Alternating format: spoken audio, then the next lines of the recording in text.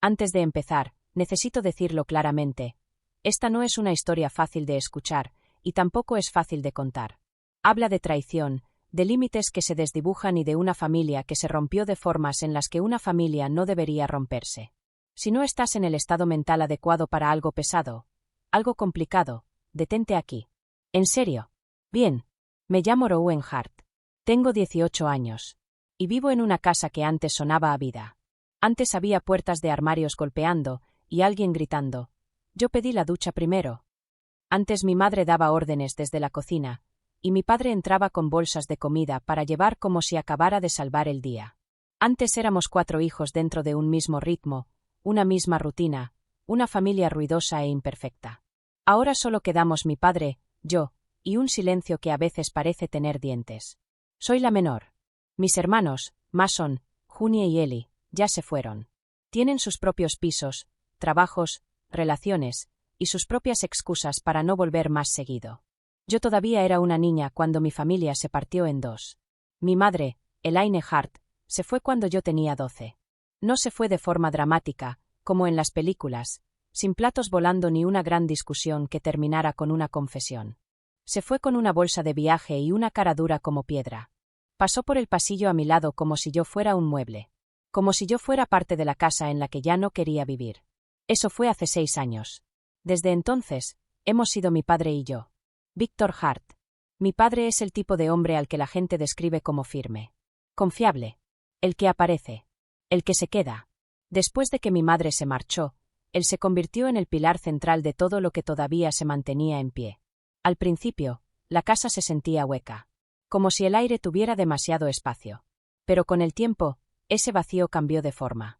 Dejó de sentirse como un lugar abandonado y empezó a sentirse como un recipiente sellado, solo él y yo dentro, alejándonos del resto del mundo. Caímos en una rutina que casi parecía tranquila. Cenábamos juntos casi todas las noches. Nos contábamos las cosas aburridas del día. Veíamos series en el sofá y discutíamos sobre qué personaje era insoportable. Él me ayudaba con formularios de la escuela y asuntos del coche, con todas esas cosas pequeñas de las que otros adolescentes se quejan. De algún modo extraño, nos convertimos en un equipo. Un equipo de 2. Sin drama. Sin ruido. Sin sorpresas. Y yo me repetí que eso significaba que estábamos bien. Pero hay algo que nadie te dice sobre el silencio. A veces no significa calma. A veces significa que hay cosas que se están tragando. A veces significa que hay demasiado espacio para pensar, y terminas escuchando pensamientos que no sabías que tenías. Puedo señalar el primer momento en que sentí el cambio. Fue una tarde, después del gimnasio. Volví a casa sudada y acalorada, con el pelo recogido sin cuidado, los auriculares todavía puestos.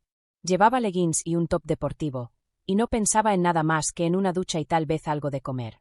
Crucé la sala de estar, y mi padre estaba ahí. Levantó la vista. Y la expresión en su cara no era la que un padre le dedica a su hija. No era cálida. No era neutral. No era ese vistazo distraído de hola, hija. Se sostuvo. Me quedé completamente quieta, como si me hubiera atravesado un frío por la espalda. Él apartó la mirada de inmediato, como si lo hubieran sorprendido haciendo algo que ni él mismo esperaba. Agarró el control remoto, se aclaró la garganta, fingió que estaba concentrado en otra cosa. Pero yo lo vi. Y odio reconocer lo que sentí un segundo después. Porque una parte de mí, una parte pequeña y hambrienta, lo disfrutó. No porque estuviera bien. No porque fuera seguro. Sino porque me hizo sentir vista. Como si existiera con más intensidad de la que normalmente sentía. Quizá ahí fue donde todo comenzó de verdad. No con lo que ocurrió después, sino con ese segundo silencioso en el que algo se abrió dentro de mí y yo no lo cerré. La gente cree que el divorcio es ruidoso. Imaginan gritos, portazos, vecinos escuchándolo todo a través de las paredes. El nuestro no fue así. El nuestro fue silencioso, hasta que dejó de serlo. Todavía recuerdo el día que mi madre se fue. Yo estaba en el pasillo, medio escondida, como hacen los niños instintivamente cuando los adultos están a punto de hacer algo definitivo. Mi madre llevaba su bolsa en una mano y el bolso en la otra. Mi padre estaba cerca de la mesa de la cocina con los brazos cruzados y la mirada baja, como si no mirar le evitara verla marcharse. Ella no me dijo adiós. Ni siquiera se detuvo. Solo salió, la puerta principal se cerró con un clic, y algo dentro de mí aprendió una lección que yo no pedí. La gente se va. Incluso quienes se supone que deben quedarse. Incluso quienes te trajeron al mundo. Mi padre no la siguió. No suplicó. No negoció. Más tarde, cuando tuve edad para preguntarle por qué, me dijo algo que se me quedó en los huesos. Pelear no retiene a quien ya decidió irse. No lo entendí entonces. Ahora sí. Después de que ella se fue, me aferré a él de una forma que no parecía la de una niña pequeña haciendo berrinche. Parecía devoción. Lealtad. Como si me mantenía lo bastante cerca, nadie más pudiera desaparecer. Él se volvió mi transporte, mi red de seguridad, mi compañero de conversaciones nocturnas, mi todo. Cuando entraba en pánico, me estabilizaba. Cuando me apagaba por dentro, me traía de vuelta. Cocinaba. Lavaba la ropa. Se sentaba en las gradas. Aprendió a hacer trenzas mal y aún así lo intentaba. Y nunca salió con nadie. Ni una sola vez. Nada de novias. Nada de una amiga del trabajo. Nadie nuevo cruzó nuestro umbral. En aquel momento, yo me decía que eso significaba que me quería tanto que no necesitaba a nadie más. Ahora creo que significaba que estaba solo de formas que yo no entendía, y la soledad puede pudrirse y volverse peligrosa si se deja sin atender demasiado tiempo. Mentiría si dijera que no guardaba resentimiento hacia mi madre. Elaine nunca fue suave. Tenía bordes afilados. Su amor se sentía como una evaluación constante. Si sacaba un sobresaliente menos, no era buen trabajo, era ¿qué pasó? Si mi pelo no se veía como a ella le gustaba, encontraba algo que corregir. Si yo no era la versión de mí misma que ella imaginaba, actuaba como si lo hiciera para llevarle la contraria. Con mi padre era distinto. Él aceptaba mi versión desordenada, los silencios, los fines de semana perezosos, los cambios de humor. No me hacía audicionar por cariño. Con él, podía respirar. Y en algún punto de ese espacio para respirar, empecé a borrar límites que ni siquiera sabía que tenían nombre. En casa me vestía cómoda. No en la escuela, ahí yo era como todos, sudaderas, vaqueros, tenis. Pero en casa llevaba shorts cortos, tops cortos, ropa de gimnasio que me dejaba puesta demasiado tiempo. Al principio no era estrategia. Era solo comodidad. Luego empecé a notar que su atención cambiaba. Antes me miraba a la cara cuando hablaba. Después, a veces, no. A veces su mirada se deslizaba como si tuviera voluntad propia. A veces se quedaba donde no debía, un segundo de más, antes de obligarse a subirla de nuevo, demasiado tarde, demasiado evidente. Me repetía que lo estaba imaginando. Que era dramática. Que había visto demasiadas películas raras y mi cabeza convertía nada en algo. Pero esa sensación no se iba. Una tensión se instaló en el aire como electricidad estática. No se veía, pero estaba lista para estallar. Y aún así, no paré. Si acaso, me acerqué más al borde. ¿Por qué? Podría darte muchas explicaciones. Soledad. Control. Curiosidad. Esa necesidad vacía y dolorosa de sentirme elegida por alguien, por cualquiera, después de que mi madre pasó de largo como si yo no existiera. Pero la verdad es más fea. Parte de mí quería probarlo. Parte de mí quería ver si yo importaba lo suficiente como para hacerlo romperse. No ocurrió de golpe. Ocurrió en pasos pequeños, fáciles de fingir como accidentes. En la cocina, me acercaba un poco de más cuando ambos buscábamos la misma taza. Le rozaba el brazo al pasar por el pasillo. En el sofá, me sentaba a su lado aunque el resto estuviera vacío, como si necesitara esa cercanía para sentirme real. Una noche entré a su habitación para dejarle ropa doblada. Él estaba sentado en la cama leyendo. Yo debería haber dejado la ropa y haberme ido. En lugar de eso, me senté en el borde del colchón como si fuera lo más normal del mundo. Le pregunté por el trabajo. Le hablé de la escuela. Alargué el momento, sintiendo el aire espeso entre los dos. Él no me dijo que me fuera. No me dijo que parara. Solo se quedó ahí, rígido y en silencio, como si su cuerpo discutiera con su mente. Y algo dentro de mí tomó ese silencio como permiso. Después de eso, lo probé más abiertamente. Una sonrisa más lenta. Una pausa más larga. Más piel, más comodidad, más razones para moverme por la casa como si quisiera ser vista. Empecé a volver del gimnasio y quedarme con ropa ajustada, incluso cuando podía cambiarme. Lo veía mirarme y luego verlo corregirse. Me decía que me gustaba la atención porque me hacía sentir poderosa. Y sí, lo hacía. En la escuela, yo era casi invisible. Los chicos de mi edad miraban a través de mí como si yo fuera parte de la pared. Mis amigas estaban ocupadas con sus dramas. Los profesores me veían como una calificación. Pero en casa, dentro de esa burbuja sellada, su atención me hacía sentir que el mundo se inclinaba cuando yo entraba. Es difícil explicar lo adictivo que puede ser eso cuando llevas años sintiéndote reemplazable. Mi padre no decía nada en voz alta, pero cambió. Empezó a sentarse más lejos. Hablaba menos. Salía a hacer mandados en horarios raros. Evitaba estar en los mismos espacios donde yo me quedaba. Intentaba crear distancia sin admitir por qué de pronto la distancia era necesaria. Y yo lo notaba todo. Un día, después de correr, entré en la sala sudada, respirando fuerte, con las mejillas rojas por el frío. Él estaba en el sofá con el teléfono. Pasé despacio, dejando que el silencio se estirara.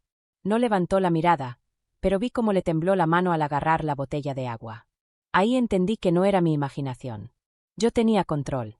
Y lo más aterrador fue esto. En vez de tener miedo, me sentí emocionada. Mirando atrás, desearía que el miedo hubiera llegado antes. Desearía que algún instinto me hubiera gritado que parara.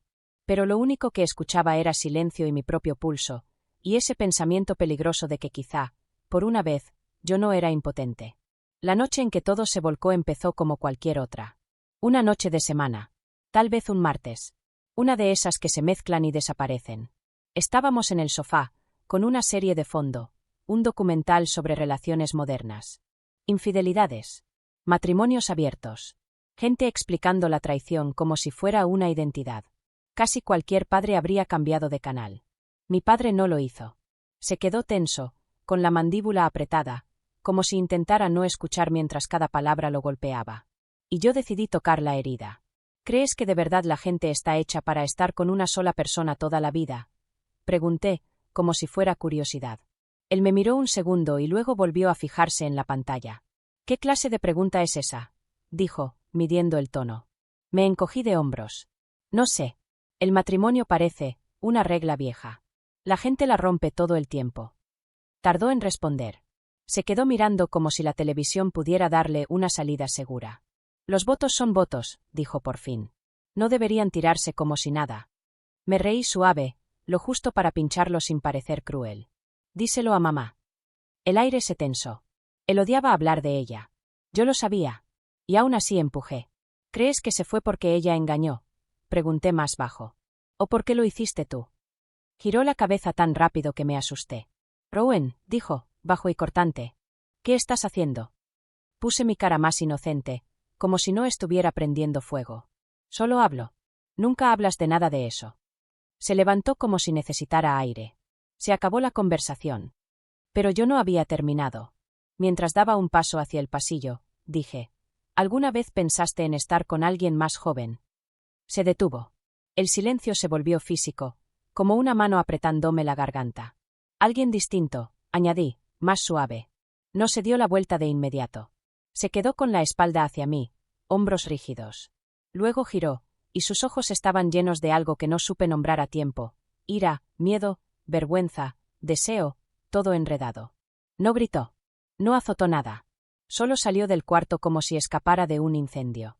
Yo me quedé sola mientras el documental seguía, el narrador hablando de límites y libertad como si fueran palabras inofensivas. Y odio admitirlo, pero una parte de mí se sintió victoriosa. Como si hubiera encontrado el punto débil. Como si hubiera probado que yo podía moverlo. Pero debajo de eso, algo frío se metió, culpa. Porque nunca lo había visto tan roto. Yo llevaba semanas acercándome a una línea. Esa noche, la crucé a propósito. Y la verdad más horrible.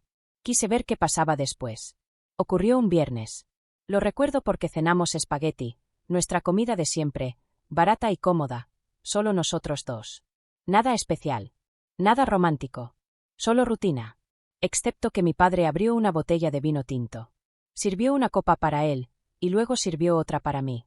Me quedé mirando, esperando que se diera cuenta, que se corrigiera, que dijera que fue un error. No lo hizo.